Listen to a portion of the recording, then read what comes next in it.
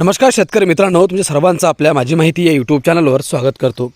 शेतकरी मित्रांनो, कर्जमाफीच्या संदर्भातली एक अत्यंत महत्त्वपूर्ण माहिती समोर आलेली आहे। तीच माहिती आपण समजून घेणार आहोत। बघा मित्रांनो, इथे राज्यातील शेतकऱ्यांना 30 जूनपूर्वी संपूर्ण कर्जमाफी जाहीर करण्याचा शासन निर्णय आता जाहीर झालेला आहे। खरोखर शेतकऱ्यांना 30 जूनपूर्वी कर्जमाफी होणार का?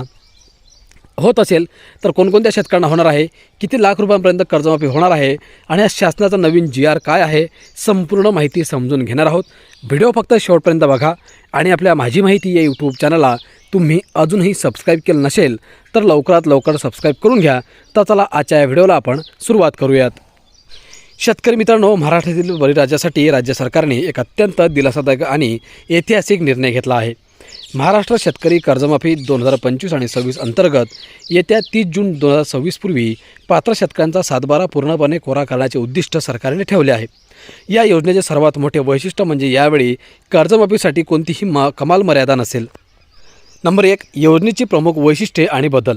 मित्रांनो, पूर्वीच्या कर्जमाफी योजनांमध्ये 1.5 ते 2 लाखांपर्यंतची मर्यादा होती, मात्र यावेळेस सरकारने नियमात मोठे बदल केले आहेत।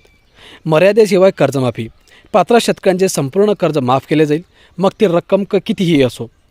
नियोजित मुदत 30 जून 2026 संपूर्ण कर्जमाफी प्रक्रिया पूर्ण करण्याचे सरकारचे नियोजन आहे। लाभार्थी, या निर्णयामुळे राज्यातील अंदाजे 25 लाख शेतकऱ्यांना थेट फायदा मिळण्याची शक्यता आहे। नंबर 2, प्रवीण परदेशी समिती आणि अंमलबजावणी। कर्जमाफीचे नेमके निकष आणि तांत्रिक बाजू ठरवण्यासाठी सरकारने प्रवीण परदेशी यांच्या अध्यक्षतेखाली एक उच्चस्तरीय समिती स्थापन केली आहे। अहवाल सादरीकरण, ही समिती एप्रिल 2026च्या पहिल्या आठवड्यात आपला अंतिम अहवाल सादर करेल। जबाबदारी, कर्ज पुनर्गठन आणि भविष्यात शेतकरी पुन्हा कर्जाच्या जाळ्यात अडकणार नाही यासाठी ही समिती विशेष उपाययोजना सुचवणार आहे। नंबर 3, आर्थिक भार आणि तुलनात्मक विश्लेषण।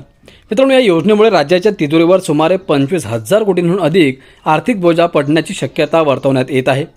आपण या योजनेचे वैशिष्ट्य, 2017ची योजना, 2019ची योजना आणि तसेच 2025 आणि 26ची प्रस्तावित योजना थोडक्यात जाणून घेऊयात। मित्रांनो, कर्ज मर्यादा 2017मध्ये 1.5 लाख रुपये, 19मध्ये 2 लाख रुपये आणि सध्या मर्यादा नाही।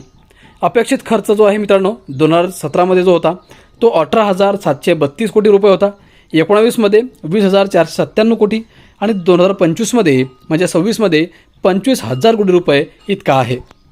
नंबर 4, अंमलबजावणीचे नियोजित टप्पे। सरकारने ही प्रक्रिया टप्प्याटप्प्याने पूर्ण करण्याचे ठरवले आहे। नंबर 1, समितीचा अहवाल, प्रवीण परदेशी समिती निकषांसह आपला अहवाल सादर करेल। नंबर 2, मंत्रिमंडळ मंजुरी, अहवालानंतर अधिकृत शासन निर्णय आणि मार्गदर्शक तत्त्वे जाहीर होतील।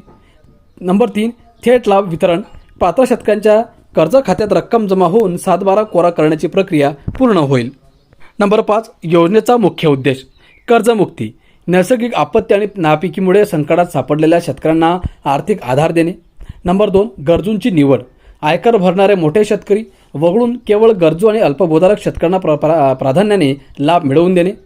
नंबर 3, बचत गट मागणी, अनेक शेतकरी संघटनांनी पीक कर्जासोबतच महिला बचत गट आणि मायक्रो फायनान्स कर्जाचाही यात समावेश करण्याची विनंती केली आहे।